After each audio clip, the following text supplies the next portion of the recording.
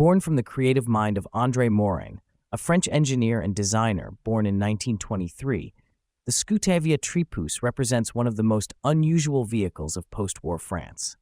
Morin began his career in aviation, studying aeronautical engineering and working during World War II on aircraft capable of crossing the Atlantic.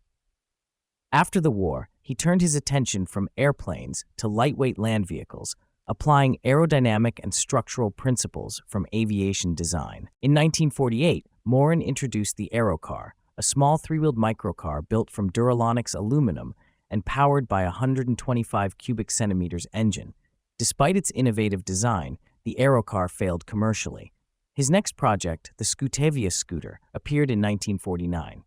Built to order or as a kit, it featured an aerodynamic aluminum body and evolved from a 125 cubic centimeters to a 175 cubic centimeters engine by 1951. Around 140 units were sold, and about 18 are known to survive today. The rarest creation of all, however, was the Scootavia Tripousse, a unique three-wheeled hybrid between scooter and microcar built around 1952. According to historical accounts, it was commissioned by a woodcutter who wanted a vehicle that could both carry logs through the forest and transport his wife on leisure outings. The front section carried cargo, while a removable seat allowed for a passenger. Unfortunately, the vehicle proved too large for forest paths and was returned to Morin with only 12 kilometers on the odometer.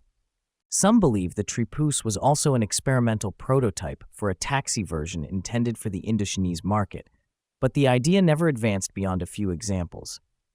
Production remained confidential, and the concept was abandoned after 1956 when Morin returned to aircraft design, creating light planes such as the M31, M81, and M85. Today, only one known Scootavia Tripousse survives.